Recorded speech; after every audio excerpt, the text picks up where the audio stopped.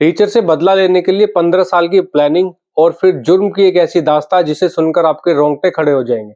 जी हाँ, आज की जो सच्ची घटना मैं आपको सुनाने जा रहा हूँ वो एक ऐसे स्टूडेंट की है जिसने अपनी टीचर से बदला लेने के लिए पूरे 15 साल प्लानिंग की और 15 साल का इंतजार किया।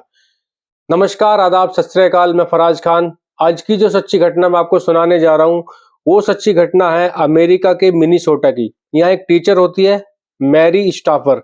उसकी एक बेटी होती है और एक बेटा होता है। वो अपने पति के साथ अमेरिका के मिनीसोटा में रहती है।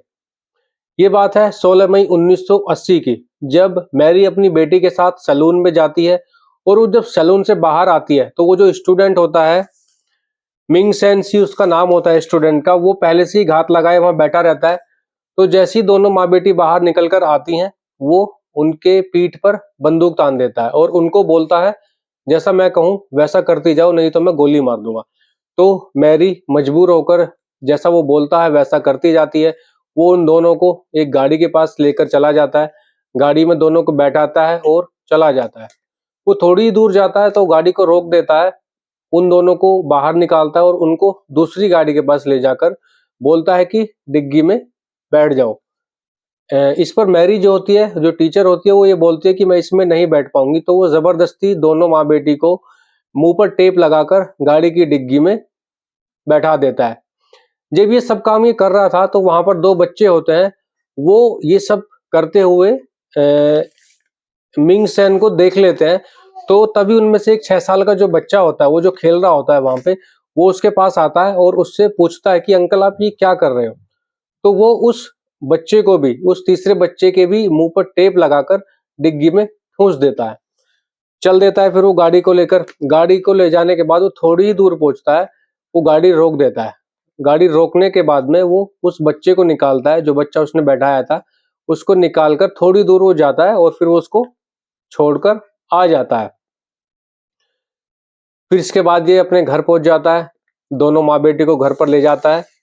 वहां पर वो लोहे की जंजीरों से दोनों माँ बेटी को बांधता है और एक ऐसी अलमारी में खड़ा कर देता है जिसमें वो सिर्फ खड़ी हो सकती थी, बैठ नहीं सकती थी या लेट नहीं सकती थी।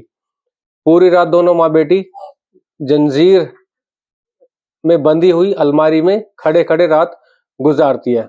सुबह होती है, दिन निकलता है। तो मैरी पूछती है कि वो बच्चा कहाँ है, उस बच्चे का आपने क्या किया। तो वो बोलता है कि उस बच्चे को मैंने कहीं किसी जगह पर छोड़ दिया है। तो मैरी यकीन कर लेती है। अब होता ऐसा है कि वो जब दिन निकलता है, सुबह होती है, वो जो स्टूडेंट होता है वो मैरी से पूछता है कि आप क्या मुझे जानती हैं। ऑब्वियसली 15 साल वेट किया था, 15 साल पहले वो उसका स्टूडेंट रह चुका था। तो मैरी बोलती है कि नहीं, वो नहीं जानती, काफी समय हो गया था, हर कोई भूल जाता है। तो मैरी नहीं में जवाब देती है। तो इस पर वो स्टूडेंट बोलता है कि मैं आपका स्टूडेंट था 9th क्लास में, आपने मुझे मैथ के सब्जेक्ट में ग्रेड बी दिया था, जिसकी वजह से मुझे किसी अच्छे कॉलेज में एडमिशन नहीं मिला और ना ही कभी कोई अच्छी नौकरी मिली, जिसकी वजह से मुझे मजबूरी में ताइवान की सेना में काम करना पड़ा। तो उसके बाद वो मैरी के साथ, मैरी को बोलता है, मैरी की बेटी से उसको अलग करके वो दूसरे कमरे में ले जाता है और वहां बोलता है वो कैमरे के सामने कि अपने कपड़े उतारो, नहीं तो वो आपकी वो बेटी को मार देगा। इस तरीके से वो मैरी को धमकाता है, डराता है।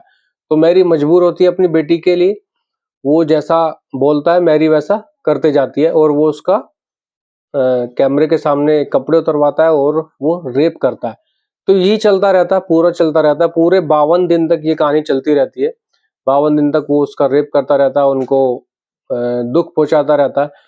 तो जब 53वां दिन होता है, 53वें दिन मैरी को रियलाइज होता है कि जो उसकी जंजीरें हैं, लोहे की जो जंजीरें हैं, वो थोड़ी ढीली पड़ गई है। तो जैसे तैसे अपने आप को उन जंजीरों से छुड़ाती है और वो पुलिस को फोन करती है। पुलिस वहां पहुंचती है। पुलिस पहुंचने के बाद में मिंग सेन को गिरफ्तार कर लेती है। गिरफ्तार करने के बाद में कोर्ट में पेश करती है। तो कोर्ट में वो बताता है कि हाँ, उसने अपना पूरा जुर्म कबूल कर लिया और जज के सामने भी वो इवन मैरी पर इतना गुस्सा होता है कि वो जज के सामने भी मैरी पर हमला कर देता है। इस पर कोर्ट उसको सजा देता है 3 साल की गैर जमानती सजा उसको कोर्ट दे देता है, नॉन बेलेबल जिसको बोलते हैं। 3 साल के बाद में जब उसको छूटने का उसका टाइम आता है तो मैरी वापस से कोर्ट में अर्जी लगा देती है कि अब भी उसको मिंग से खतरा है, जिसके बाद कोर्ट में उसकी जमानत रद्द हो जाती है और फिलहाल मिंग आज भी जेल में है। तो आज की कहानी यही थी। इस कहानी को सुनाने का मकसद किसी को डराना नहीं है, किसी को परेशान करना नहीं है, सिर्फ और सिर्फ हमारा मकसद है आपको सतर्क करना और सुरक्षित करना। आज के लिए इतना ही। सुरक्षित रहिए। Thank you and all the best.